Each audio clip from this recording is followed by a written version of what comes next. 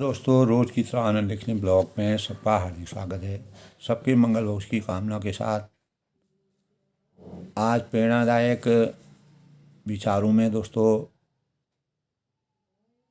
हमारे अंतःकरण में अनेक प्रकार के प्रश्न का उदय होता है और उन प्रश्नों के जो भी हमारे मन में भाव होते हैं परमात्मा के प्रति या इस सृष्टि के विषय में, हमारे प्रत्येक मानव के अंतःकरण में जो भगवान पर आस्था रखता है, स्वयं पर विश्वास रखता है, तो उसके अंतःकरण में अनेक प्रकार के प्रश्न खड़े होते हैं।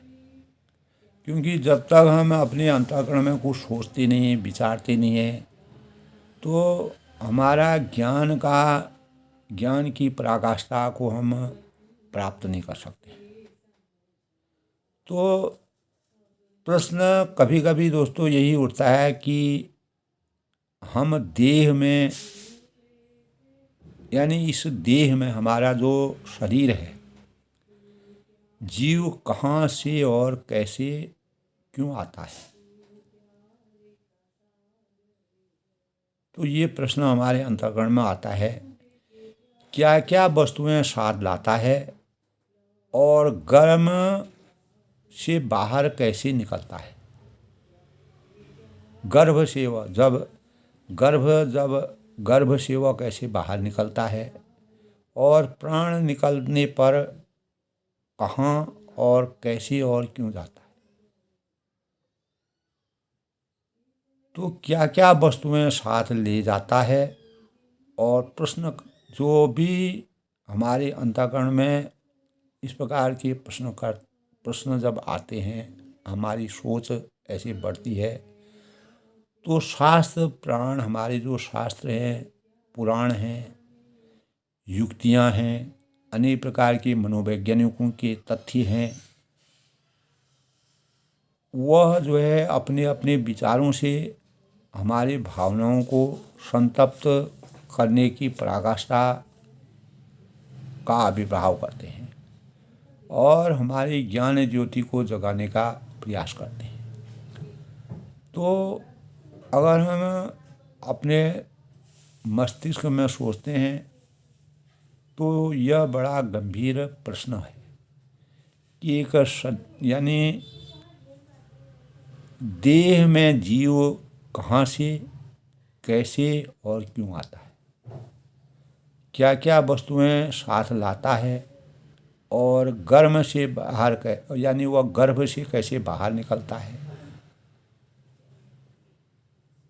और प्राण निकलने पर कहाँ और कैसे और क्यों जाता है, तथा क्या क्या वस्तुएं वह साथ में लाता है और क्या क्या ले जाता है। तो इस प्रकार के तो जैसे ही दोस्तों हमारे अंतःकरण में इस प्रकार के प्रश्न खड़े होते हैं प्रत्येक मानव चिंतन में, तो वास्तव में बड़ा ही गहन अध्ययन हमारे जीवन का है और इस सृष्टि के साथ मानव किस प्रकार से अपने जीवन को यापन करता है, इसका वास्तविक उत्तर यानी अनेक प्रकार के विचारवान लोग, सर्वज्ञ जो योगी होते हैं, महात्मा गण होते हैं, सुधीजन होते हैं, विचारक होते हैं, वही दे सकने में समर्थवान होते हैं और उन्हीं की विचारधाराओं के अनुसार हम भी अपने जीवन में कुछ सीखने की प्रेरणा प्राप्त करते हैं। तो हमारा तो दोस्तों विषय पर कुछ, अगर हम इसके बारे में साक्षात रूप में कुछ समझाने में असमर्थता व्यक्त करते हैं, लेकिन फिर भी किसी को यह मानने के लिए जो भी कुछ हम अपनी क्रिया व्यक्त करते हैं, सर्वथा भ्रम रहित और यथार्थ ये प्रश्न हैं, क्योंकि ऐसा कहने में कोई अधिकार नहीं करता है अवश्य ही शास्त्र जो है संत महात्माओं के प्रसाद से ही अपनी साधारण बुद्धि के अनुसार जो कुछ समझते हैं, तो प्रत्येक मानव अपने अपने चिंतन के अनुसार अपने भावों को प्रकट करते हैं। तो इस प्रकार दोस्तों, अगर हम इसके बारे में सूक्ष्म रूप से अगर अपने चिंतन को लगाते हैं, तो इन विषयों में मनुष्यों में बड़ा अनेक प्रकार के मतभेद हैं। काफ़ी लोग कहते कि जीव की सत्ता केवल मृत्यु तक ही समझते हैं। इसको गूढ़ता के साथ समझना चाहिए दोस्तों। और पुनर्जन्म आदि बिल्कुल नहीं मानते, उसकी तो कोई बात ही नहीं करता है। जो शाश्वत सत्य है, परंतु पुनर्जन्म मानने वालों में भी मतभेद की कमी नहीं है। इसमें भी अनेक प्रकार के तर्क वितर्क आते हैं। जब हम अनेक प्रकार के पुस्तकों का अध्ययन करते हैं, तब इस अवस्था में अनेक प्रकार की मत सर्वदा हमें सत्य प्रतीत होते हैं। तो कहने का तात्पर्य है कि कोई भी अधिकार हमें पूर्ण रूप से समझता करा, अपने विचारों में नम्रता के साथ जो भी सुधीजन इसको सुनते हैं, मनन करते हैं, तो वे विषय का मनन प्रत्येक मानव को इस संबंध में अपने अपने तथ्य के अनुसार सोचना चाहिए, विचारना चाहिए। वेदांत के मन से तो दोस्तों संसार माया का कार्य होने की वास्तव में राम नागमन का कोई प्रश्न ही नहीं रह सकता है। यानी अगर हम देखें तो आगमन और जाने आने का कोई प्रश्न नहीं रह सकता है। परंतु यह सिद्धांत समझाने की, जब इस प्रक्रिया को हम समझाने की वस्तु भी नहीं है, यह तो वास्तविक स्थिति है। इस स्थिति में जो भी स्थित पुरुष ही इसका यथार्थ रहस्य जानते हैं, इसके मर्म को जान सकते हैं। जिस यथार्थता में एक शुद्ध सत चित और आनंद घन ब्रह्म के सिवा अन्य का सर्वथा अभाव है, और उसमें तो कुछ भी कहना सुनना संभव नहीं होता है। परमात्मा के आगे तो हम कुछ भी कहने में समर्थवान नहीं होते हैं। जहाँ व्यवहार है, मान है, मर्यादा है, वहाँ सृष्टि जीव और जीव के कर्मानुसार और गमन और आगमन और भोग आदि सभी सत्य है। तो इसीलिए यही समझकर, यही जानबूझकर समझकर यहाँ अगर हम अपने अंतःकरण में विचार करते हैं, जीव अपनी पूर्व की योनि के अनुसार साधनों द्वारा प्रारंभ कर्म का फल भोगने के लिए पूर्वकृत शुभाशुभ कर्म राशि की अनन्य संस्कारों को सार लेकर सूक्ष्म और सही सहित परवश नहीं योनि में आता है। तो ये अपने अपने सोचने की शक्ति है दोस्तों। तो गर्भ से पैदा होने वाला जीव अपनी योनियों का गर्भकाल पूरा होने पर प्रसूति रूप में अपान वायु की प्रेरणा से बाहर निकलता है, और मृत्यु के समय प्राण निकलने पर जीव संबंधी हमारे मन में जब अनेक प्रकार के विचार आते हैं, तो मृत्यु के समय प्राण जो है निकल जाने पर सूक्ष्म शरीर और शुभाशुभ कर्म राशि के संस्कारों सहित कर्मानुसार भिन्न भिन्न जो हमारे अनेक परिणाम स्वरूप मार्गों द्वारा अनेक प्रकार के रास्ते, मरण काल की जो कर्मजन्य वासना के अनुसार परवस्था से भिन्न भिन्न गतियों को प्राप्त होता है। विचारकों के अनुसार जिन भावों का वर्णन किया गया है, तो भिन्न भिन्न गतियों को वह प्राप्त होता है। तो अगर हम सूक्ष्म रूप में कहें तो यही सिद्धांत है। तो परंतु इतने शब्दों में ही यह बात ठीक समझ में नहीं आती,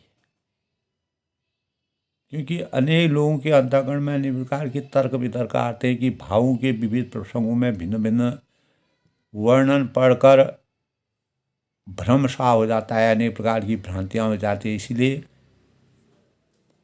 इसका विस्तार से हमें अध्ययन, थोड़ा सा विस्तार से वर्णन करना वांछनीय है, ताकि प्रत्येक मानव के अंतःकरण में एक वास्तविक ज्ञान का संचार हो।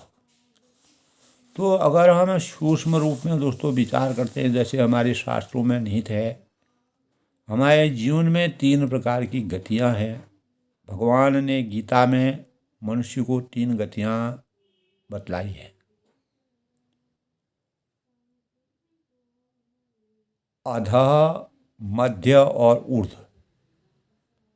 तमोगुण से नीची, रजोगुण के बीच की और सत्वगुण की ऊंची गति प्राप्त होती है। यानी तमोगुण, रजोगुण, सतोगुण से ऊंची गति प्राप्त होती है। भगवान ने कहा है गीता में, ऊर्ध्व गच्छन्ति सत्वस्था, मध्ये तिष्ठति राजसा, जघन्य गुण वृत्तिस्था, अधो गच्छति तामसा।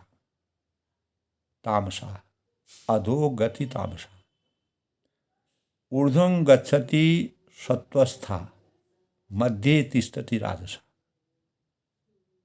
तो अघ, मध्य और ऊर्ध्व की तमोगुण से नीची, रजोगुण से बीच की और सतोगुण से ऊंची गति प्राप्त होती है।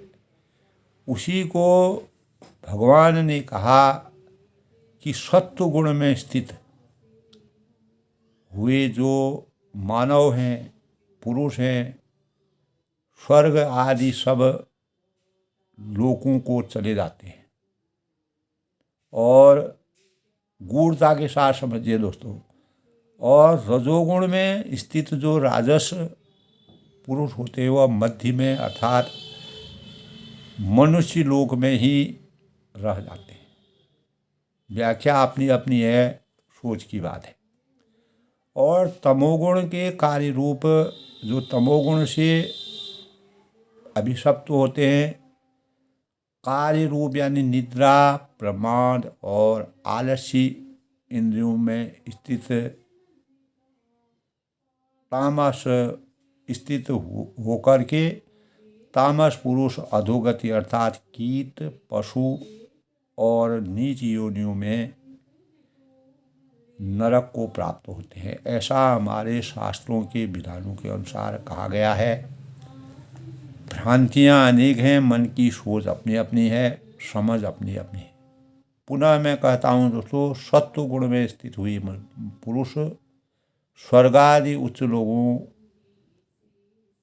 उच्च लोक में चले जाते हैं। रजोगुण से स्थित राजस पुरुष मध्य में ही अटक जाते हैं और मनुष्य की योनि में ही रह जाते हैं। और तमोगुण के कार्य रूप जो है वह निद्रा, प्रमाद और आलस्य आदि में स्थित हुए तामस पुरुष अधोगति अर्थात कीट, पतंग, पशु और नीच योनियों और नरक को प्राप्त होते हैं। इस प्रकार के प्रसंग हमारे शास्त्रों में मिलते हैं, जिसका प्रत्येक मानव को गूढ़ रहस्य समझना चाहिए। यह स्मरण रखना चाहिए कि तीनों गुणों में किसी एक का सर्वथा नाश नहीं होता है।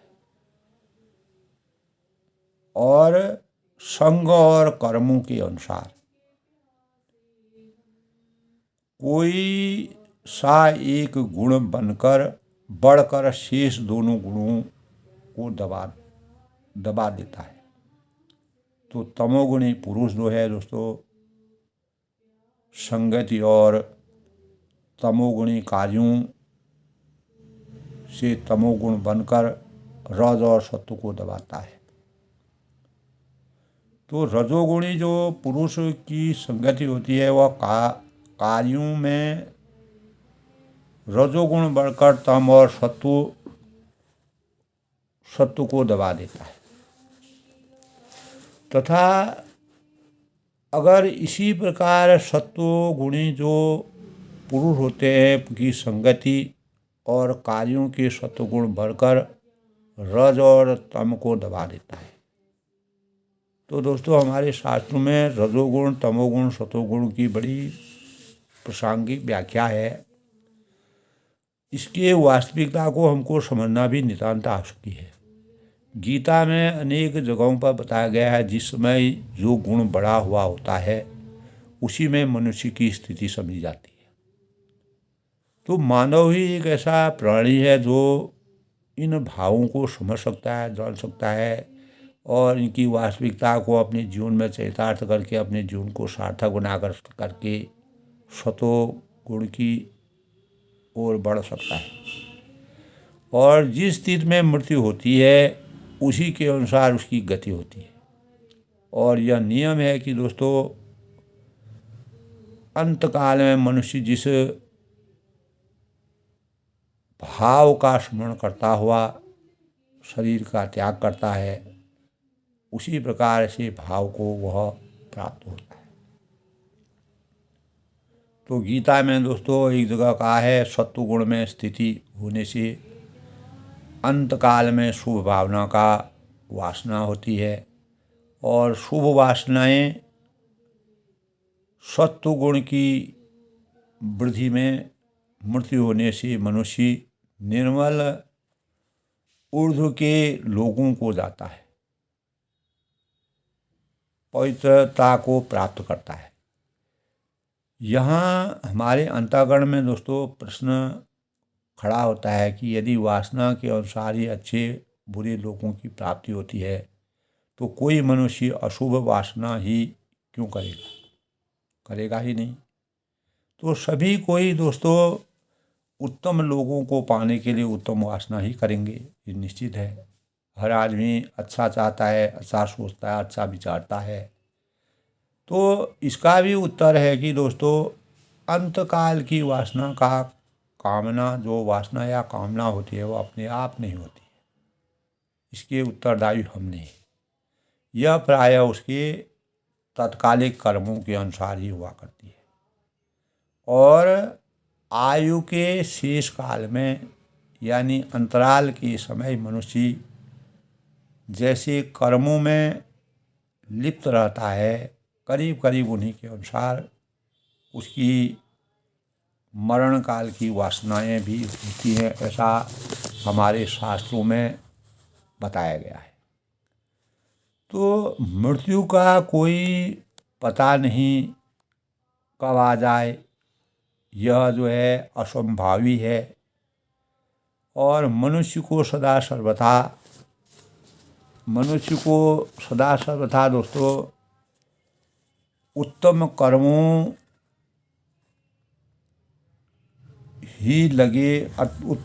में ही लगे रहना उसके जीवन के लिए सार्थकता का मार्ग का चयन करना है। तो सर्वथा शुभ कर्मों में लगे रहने ही अपनी वासना को शुद्ध करना, वासनाओं को शुद्ध रखना और शुद्ध वासना का रहना ही सत्वगुणी स्थिति है। क्योंकि देह हमारी जो भौतिक शरीर है सभी द्वारों में, सभी जो हमारे शरीर की इंद्रियां हैं, इंद्रियों में चैतन्यता और बोध शक्ति की उत्पन्न होना ही सत्व गुण की वृद्धि का लक्षण है। तो गीता में दोस्तों इस प्रकार के भावों का संचार किया गया है कि सत्वगुण की पराकाष्ठा से हम जीवन चैतन्य के भावों का की ओर मोड़ने में कामयाबी हासिल कर सकते हैं और इस स्थिति में होने वाली मृत्यु की ऊर्ध्वलोकों की प्राप्ति का कारण है। तो जो लोग दोस्तों ऐसा समझते हैं कि अंतकाल में सात्विक वासना कर ली जाएगी और अभी तो उसकी क्या आवश्यकता है, तो वे बड़ी भूल करते हैं। अंतकाल में ही वही वासना होगी जैसी पहले होती है, क्योंकि मनुष्य के जीवन में जो हमारे चरित्र में बह जाती है, एक बार हम अगर किसी कार्य में से अपने मन को, अपने हृदय में सुख की अनुभूति करते हैं, तो वह फिर हमारे, चाहे वह गलत हो सही हो, हम उसको अपने जीवन का स्वरूप बना लेते हैं। तो जब साधक ध्यान में बैठता है, ध्यान करने बैठता है कोई भी साधक, तो कुछ समय स्वस्थ और एकांत चित्त से परमात्मा का चिंतन करना चाहता है। तब यह देखा जाता है कि पूर्व के अभ्यास के कारण उसे प्राय उन्हीं कार्यों या भावों की स्फूर्ति का ज्ञान होता है, उन भावों का संचार उसके अंतःकरण में होता है। तो जिन कार्यों में वह सदा लगा रहता है, तो वही उसके अंतःकरण मन में जो है विचरण करते रहते हैं। वह साधक बार बार मन के विषयों से हटाने का प्रयत्न करता है, लेकिन उसे धिक्कारता है। फिर वो उसके अंतःकरण से निकाल ही नहीं सकते हैं। बहुत पाश्चात्य उसको अंत में करना पड़ता है। तथापि पूर्व का अभ्यास उसकी वृत्तियों में सदा कार्यों की ओर उसको खींच लेता है, और तथापि वह सदा ही उन कार्यों में की ओर अभिशप्त हो जाता है, अभ्यस्त हो जाता है। तो भगवान ने भी कहा है दोस्तों, भगवान भी कहते हैं कि सदा सद्भाव यानी तद्भाव भावित हो, सदा तद्भाव भावित हो, यानी तब मनुष्य सावधान अवस्था में भी अपने मन की भावना को सहसा अपने इच्छानुसार नहीं बना सकता। तब जीवन पर्यंत अभ्यास के विरुद्ध मृत्यु काल में जब भौतिक शरीर आत्मा इससे छुटकारा ले लेती है, तो हमारी वासना अनायास ही शुभ हो जाएगी, और यह समझना भ्रम के अतिरिक्त और कुछ भी नहीं। तो दोस्तों यदि ऐसा ही होता तो धीरे धीरे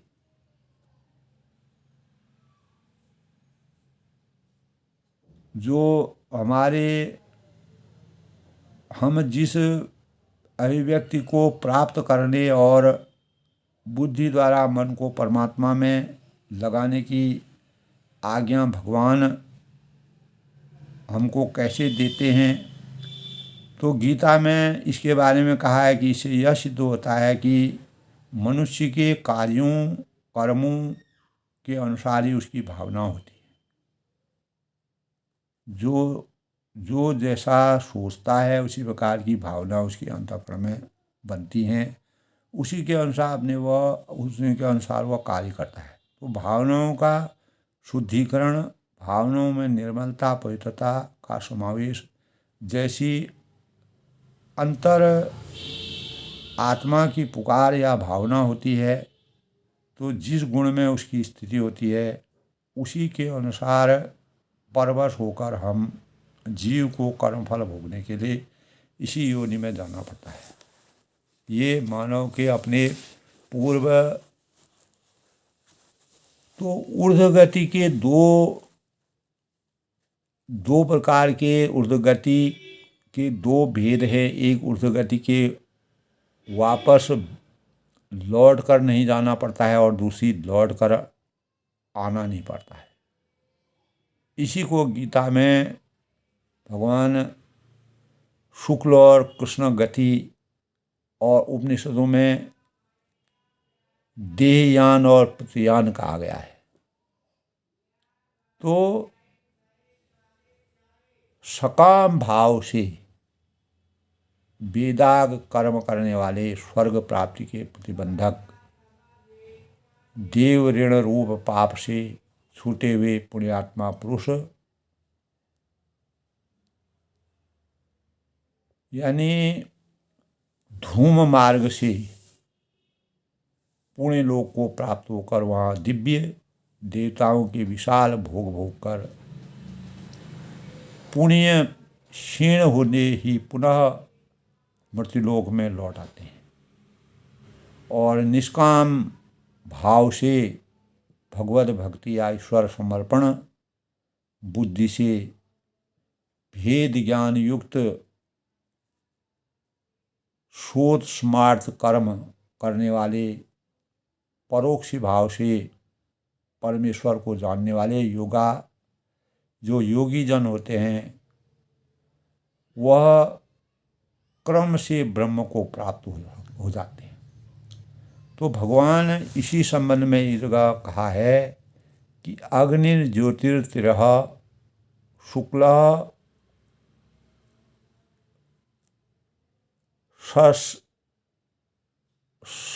षण्डामासा उत्तरायणम तत्र प्रियाता गच्छन्ति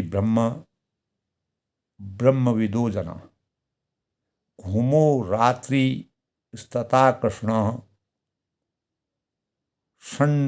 षण्डामासा दक्षिणा आसनो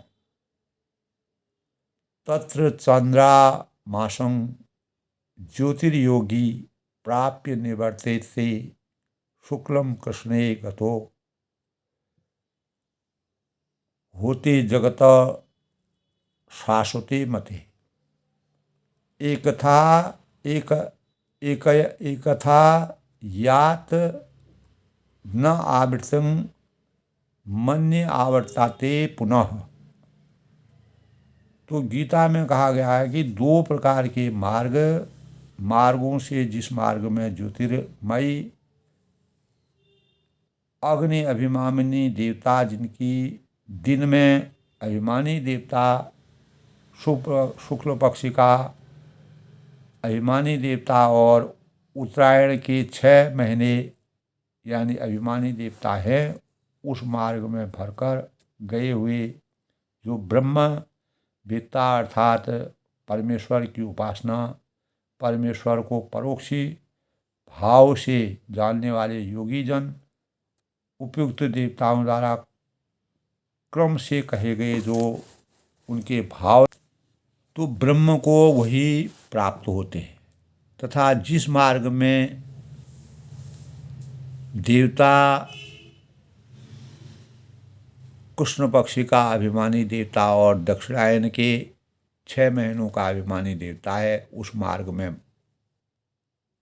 मर कर गया हुआ भी सकाम कर्मयोगी उपयुक्त देवताओं द्वारा क्रम से गया हुआ चंद्रमा की ज्योति को प्राप्त होकर स्वर्ग में अपने शुभ कर्मों का फल भोग कर वापस आता है। तो इस प्रकार दोस्तों हमारे 3 प्रकार के जो गति मानव जीवन की है, भगवान ने गीता में मनुष्य की 3 गतियां बतलाई हैं, अध मध्य और ऊर्ध्व। तो तमोगुण से नीची, रजोगुण से बीच की ओर और सत्वगुण से ऊंची गति प्राप्त होती है। इसीलिए भगवान ने कहा है कि ऊर्ध्व गच्छति सत्वस्था मध्य तिष्ठति राजसा जघन्य गुण वृत्तिस्था अधो गच्छन्ति तामसा। तो सत्वगुण, रजोगुण और तमोगुण के विचारों के अंतःकरण में प्रश्न उठते हैं कि इस देह में जीव कहाँ से, कैसे और क्यों आता है, क्या क्या वस्तुएं साथ लाता है और गर्भ के बाहर कैसे निकलता है और प्राण निकलने पर कहाँ, कैसे और क्यों आता है, क्या क्या वस्तुएं साथ ले जाता है। और इस प्रश्न के शास्त्रों के प्रमाण के अनुसार अनेक अनेक अलग अलग युक्तियाँ हमारे जीवन को परिमार्जित करने के लिए बताई गई हैं, जिनका विस्तार बड़ा अपार है। लेकिन प्रेरणा स्रोत के रूप में मैंने इन भावों को आज के प्रेरणादायक विचारों में अपने ज्ञान के अनुसार, जो पुस्तकों के अनुसार हमको तथ्य मिलते हैं उसके अनुसार मैंने अपार भंडार है। तो जीव संबंधी जो हमारे अंतःकरण में अनेक प्रकार के प्रश्न खड़े होते हैं, तो सतोगुण हमारे जीवन को परिमार्जित करने के लिए हमें अपने योग आस्था, साधना, संयम, नियम और दैनिक प्रक्रियाओं को किस प्रकार से अपने जीवन में चरितार्थ करना चाहिए, ऐसे भावों से हम अपने जीवन को कैसे एक योगी के अनुसार अपने जीवन को मानव कल्याण के लिए, देश हित के लिए, समाज हित के लिए अपनी प्राचीन शास्त्रों की मर्यादा के अनुरूप जिसकी पराकाष्ठा, जो भाव आज के परिवेश में नहीं टिकते हैं, उनको पुनः जागृत करने के भावों का अपने अंतःकरण में सृजन करें। तभी हम भगवान की यानी अपने जीवन योगी, जो सर्वज्ञ योगी है और महात्मा गण हैं, उनकी वास्तविकता को कैसे वह अपने जीवन को व्यतीत करते हैं और सतोगुण हमारे अंतःकरण में कैसे विराजते हैं, इन भावों का संचार होता है और हम एक मानव धर्म की पराकाष्ठा को परिपूर्ण कर इस भौतिक शरीर में अपनी आत्मा को सुखमय बनाने में कामयाबी हासिल कर सकते हैं। सबके मंगल में उसकी कामना के साथ आज प्रेरणादायक विषय में आनंद लेखनी ब्लॉग में मैं सबका स्वागत करता हूँ, अभिनंदन करता हूँ।